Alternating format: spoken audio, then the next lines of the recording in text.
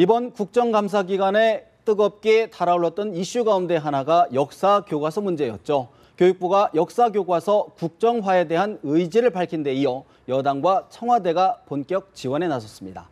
전면전을 선포한 야당은 물론 정치권 안팎의 반대 여론도 만만치 않은데요. 여당 내에서 강력하게 드라이브를 걸고 계신 분이죠. 이인재 최고위원 스튜디오로 모셨습니다. 어서 오십시오. 예, 반갑습니다.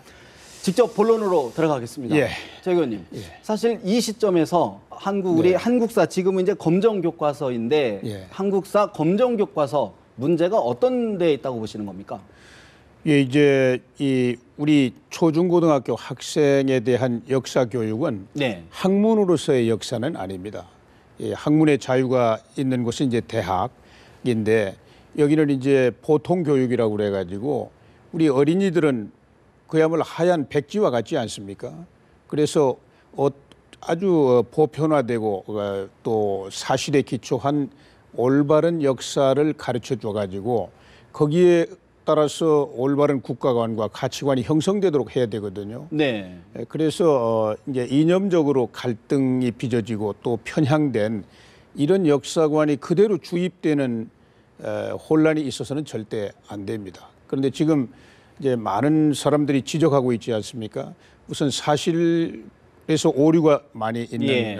또 교과서 또 이거 역사관이 보편적이지 않고 이념 편향적으로 되어 있는 이런 그 역사 서술 이런 것이 그대로 이 초중고등학교 역사 교육에 사용되고 있기 때문에 큰 문제가 발생하고 있다. 네. 이걸 바로 잡는 일이 너무 시급하다. 더 미룰 수 없다. 이렇게 해서 이것이 지금 쟁점화되어 있고요. 아마 조만간 교육부에서 어떤 그 방침을 발표할 것으로 알고 있습니다. 사실 지금 이제 논란이 되는 부분이 예. 예를 들어 뭐 고대사라든가 뭐 이전에 뭐 조선시대라든가 이런 건 예. 논란이 안 되는데 그렇습니다. 사실 예. 논란이 되는 게 이제 근현대사 부분이지 않습니까? 그렇습니다. 그러면 예. 그 부분에 아직도 역사가 지금 평가가 좀 계속 있는 부분인데 예, 그렇습니다. 그 부분을 예. 어떻게 좀 일반화시킬 수 있는 그런 게 가능할까요? 예, 우선 그 지금 이 분단, 네. 분단이 이제 냉전의 산물 아닙니까? 냉전 이데올로기 그 갈등이 유일하게 남아 있는 곳이 우리 한반도입니다. 아직도 분단이 해체가 안 되고 있기 때문에 그래서 우리 안에서도 여러 가지 시각들이 공존하고 있고 그런데 아까도 말씀드린 것처럼 그런 그 갈등 구조가 네. 우리 이제 성장하고 있는 어린이들에게 그 역사 교육을 통해서 잘못 전파되면은 이게 중대한 문제거든요. 나무도 처음에 잘못 삐뚤로 성장이 되면 나중에 고칠 수가 없지 않습니까? 이제 대학생이라면 뭐 비판적으로 수용할 수 네. 있고 하기 때문에 학문의 자유로서 뭐 이런저런 뭐 학자들에 따라서 자기 학문적인 성과를 가지고 이렇게 교육도 하고 연구도 하고 할 수 있지만 이 초중고등학교 학생에 대한 역사 교육은 그렇게 될 수 없는 것입니다.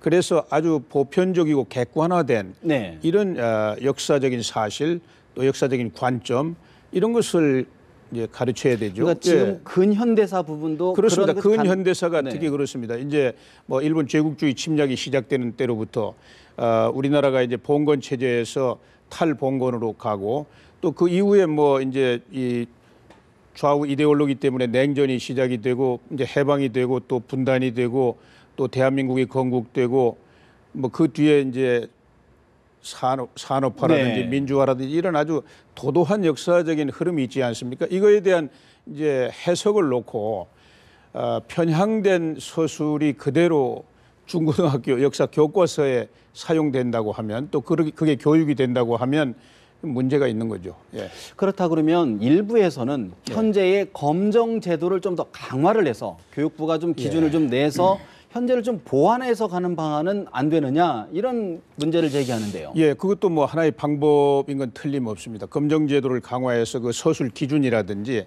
또 검정할 때 뭐 시정 명령 같은 거 네. 하지 않습니까? 그걸 강화해서 접근할 수도 있고 또 우선 이 이념적인 갈등이 이제 통일되면 다 해소됩니다. 그리고 이제 보편성, 객관성이 이제 부각이 될 텐데요. 그때까지는 이제 국정화를 해서 뭐 국정화라고 해가지고 뭐 또 반대편으로 이념적인 편향이 가는 건 절대 안 되겠죠. 아주 그 공정하고 균형 잡힌 이런 시각으로 이제 역사 서술해서 가는 방법이 두 가지를 놓고 네. 아마 교육부가 많은 검토를 했고요. 조만간 그 이제 방침을 정할 것 같아요. 예.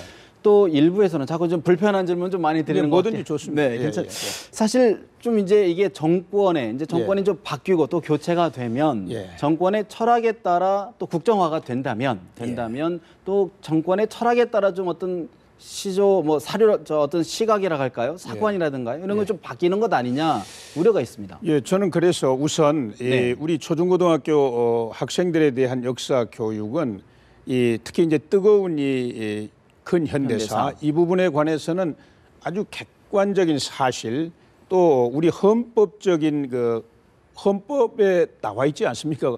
우리 대한민국의 정통성이라든지 정체성 예. 또 가치관 이런 것들이 나와 있거든요. 왜냐하면 이제 보통 교육, 이 초중고등학교에 대한 교육은 보통 교육은 이거 국가가 하는 것입니다. 예. 국가라는 건 헌법에 의해서 설계돼서 지금 활동하고 있는 거 아닙니까?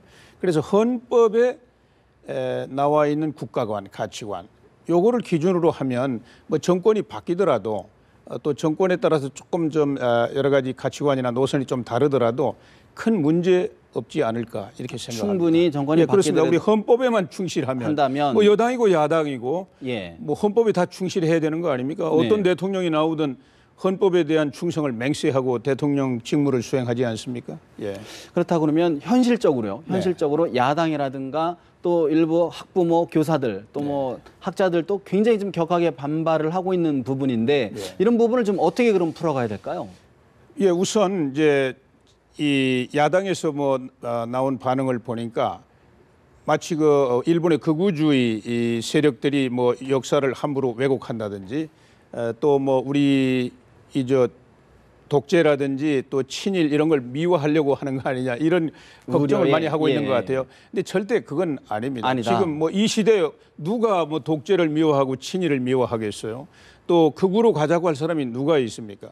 뭐 일본도 그런 시도하고 있죠. 중국도 보십시오. 중국도 주변부 역사를 뭐 동북 공정이다, 서북 공정이다 해가지고 예. 역사 공정이라고 그래서 말하자면 소수 민족들의 역사를 자기들 역사로 전부 환원시키는 이런 작업들을 하고 있지 않습니까? 우리 지금 현재 우리가 고민하고 있는 우리 정부나 우리 당이나 고민하고 있는 것은 이 편향적인 것 또 객관적인 사실을 무시한 것 이런 것을 최소한으로 바로잡자, 네. 균형을 잡자 이것이지 무슨 뭐 극우적인 또는 뭐 과거 뭐 독재나 친일을 미워하는 이런 생각은 꿈에도 갖고 있지 아니다. 않습니다. 예, 그렇다면 그런 부분들이 예를 들어서 편향성이 좀 바로잡힌 어떤 제도가 된다 그러면 꼭 국정화도 고집하지 않을 수 있다 이렇게 볼 수 있습니까? 그런데 지금 이제 너무 혼란스럽기 때문에 아마 네. 검증받은 교과서가 지금 8가지 있지 않습니까? 8가지가 다 중구난방이고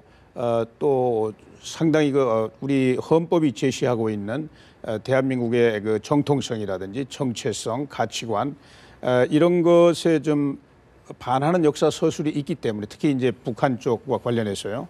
그래서 이제 이런 것을 좀 헌법에 맞게 헌법의 가치관이나 헌법의 정신에 맞게 이렇게 해서 우리 미래 세대들 우리 이제 통일해야 되지 않습니까? 네. 또 제가 한 가지 말씀드린다면 이제 우리는 이제 분단이 되고 뭐 전쟁도 하고 또 수많은 도발이 있고 이렇게 적대적인 관계가 오래 지속됐습니다. 근데 동서독은 뭐 거기도 이제 분단이 됐지만은 뭐 전쟁도 안 하고 그렇게 적대적인 관계 없었어요. 71년부터 동방정책이라고 그래서 상당히 가깝게 지내지 않았습니까? 그런 독일에서도 서독은 시종일관 통일될 때까지 동독을 국가로서 인정을 안 했습니다. 민족 내부에서는 통일을 해야 될 특수 관계로 이렇게 설정을 했습니다. 물론 국제사회에서는 2개 독일이 다 국가로 인정이 됐지만은 그렇게 아주 철두철미했어요. 그래서 우리나라 같은 경우는 더 그런 필요성이 강하지 않습니까? 우리 헌법에는 대한민국만이 한반도의 유일한 국가입니다. 민족의 그 정통성을 이어받는 유일한 국가예요. 북한은 우리 민족 내부에서는 국가가 아니고 통일, 평화 통일을 해야 될 상대에 불과한 것이죠. 그래서 이런 그 올바른 국가관 또 가치관으로 말하면 우리 헌법은 국민의 존엄과 가치를 향유하도록 하기 위해서 존재하는 것입니다. 국가가 그렇게 해서 만들어진 거예요. 그러면 북한은 지금 인권 문제에 있어서는 뭐 전혀 우리 헌법의 가치에 부합되지 않지 않습니까? 예.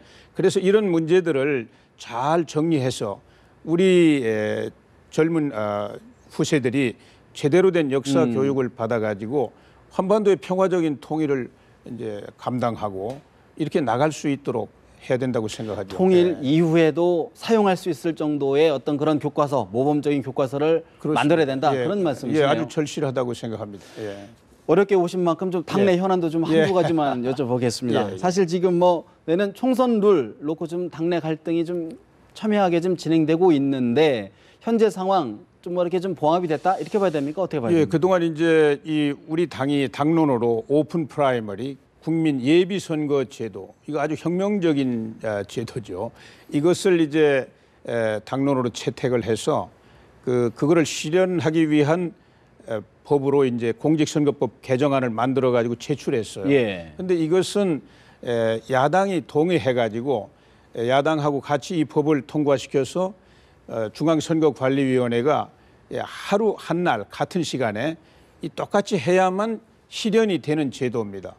근데 이제 야당이 이걸 반대하고 다른 길로 갔기 때문에 네. 이제 김무성 대표께서 마지막으로 한번 문재인 대표를 만나서 그래도 오픈 프라이머리를 어떻게 하든지 한번 관철시켜 보려고 만나셨는데 뜻밖의 전혀 논의가 안 된 무슨 안심번호를 활용한 국민공천제 뭐 추진을 합의했다 이렇게 나와서 큰 혼란과 혼선이 벌어졌습니다.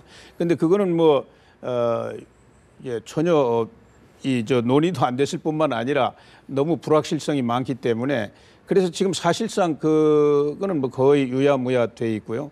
그래서 이제 우리 당이 네. 지금 뭐 당헌 당규에 상향식 공천 제도가 있습니다. 근데 이제 뭐 아무리 좋은 제도라도 이제 자꾸 뭐 변화가 빨리 오기 때문에 변화에 맞게 좀 더 수정해서 좋은 안을 만들어야 되는데 그거를 만들기 위한 특별기구 구성을 하기로 의원총회에서 됐고요. 지금 특별기구 구성이 조금 이제 논의 중입니다. 네. 어려움이 조금 있는데 조만간 만들어질 거고요. 이 혼란과 혼선이 잘 조정되고 있는 과정이다. 이렇게 말씀드릴 수 있습니다. 그게 정확한 표현입니다. 일각에서는 우리 최고위원님을 특별기구의 어떤 위원장으로 해야 되는 건 아니냐는 주장이 있던데. 저는 지금 뭐 노동개혁 특위 맡아가지고 있는데 네. 지금 이제 내일이면 국정감사 끝납니다. 그럼 바로 이제 입법 과정으로 들어가기 때문에 야당하고 이 우리가 제출한 노동개혁 법안 그 이제 심의하고 토론하고 타협하는 일에도 너무 바쁘기 때문에 뭐 다른 훌륭한 분들이 맡게 될 겁니다.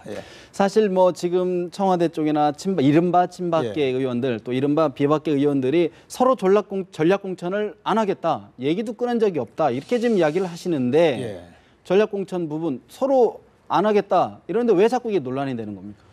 이제 그거는 뭐 과거에 이제 이 전략공천 때문에 여러 가지 이제 많은 문제들이 있었지 않습니까?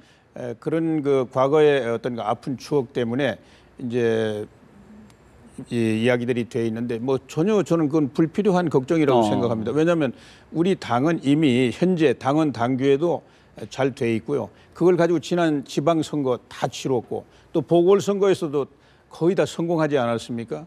그래서 이제 내년 총선에서도 그 제도를 좀 더 발전시킨 안을 이제 만들어 가지고 아주 합리적으로 객관적으로 이제 공천 절차가 진행될 거기 때문에 그 불필요한 그 논란을 미리 걱정해 가지고 시끄럽게 할 필요가 없다고 생각합니다. 근데 김무성 대표는 당헌 당규대로만 하면 문제가 없는데 근데 문제가 됐다라고 인식하고 있는 거 아닙니까? 어떻게 보십니까? 뭐 본인이 당 대표인데 왜 그런 말씀을 하는지 저도 잘 모르겠습니다. 그렇다면 최고위원 입장으로서 이번 문제에 대해서 지금 아직 특별기구 구성을 놓고도 사실 뭐 누가 들어가느냐, 위원장을 누가 하느냐를 놓고도 사실 의견 차가 굉장히 좀 큰데 좀 어떤 해법을 좀 제시해 준다면 어떤 게 있을까요? 뭐 바로 이제 잘 정리가 될 겁니다. 이 지금 이제 요 공천 룰을 새로 만드는 뭐 이제 지금 있는 거에다 뭐 새로 수정하는 것도 만드는 거 아닙니까? 그런 역할은 과거에 사무총장이 맡은 역사가 없습니다. 근데 김무성 대표께서 그거는 또 사무총장이 맡는 게 관례다 이렇게 조금 오해가 있으셔가지고 아마 그 오해가 풀리면은 원만하게 그 적임자를 찾아가지고 바로 가동이 될 겁니다. 예. 마지막으로 한 가지만 예, 여쭙겠습니다. 지금 이제 이른바 내각 내에 지금 이제 장관, 현역 의원 출신의 이제 장관들이 예. 5분이 계시지 않습니까? 예, 그렇습니다. 여러 좀 예. 보도를 보니까 이제 조기에 좀 복귀를 할 것이다. 그러면서 뭐 좀 친박 내에 뭐 이렇게 당내에 어떤 이런 부분을 좀 힘을 실어주는 것 아니냐. 뭐 이런 관측이 나오는데 어떻게 보십니까? 뭐 제가 알기로는 그 이제 내각에 들어가신 우리 국회의원들, 5분. 국회의원들 대부분이 다 다시 또 출마를 희망하고 있는 것 같고요. 또 뭐 우리 헌법에 이제 현역 의원이 이제 장관으로 가는 것은 언제든지 또 돌아올 수 있다는 이야기입니다.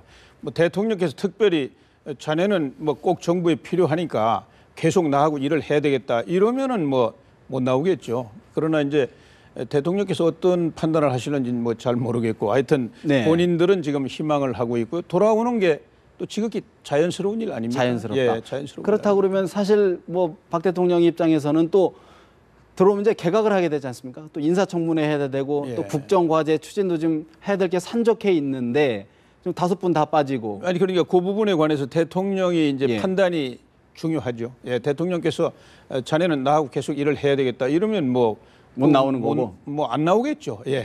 뜻을 받들 것이다. 그렇게 보시는 그렇습니다. 거예요. 예, 예. 알겠습니다. 예. 오늘 말씀 여기서 줄여야 될 것 같습니다. 예. 말씀 고맙습니다. 예, 감사합니다.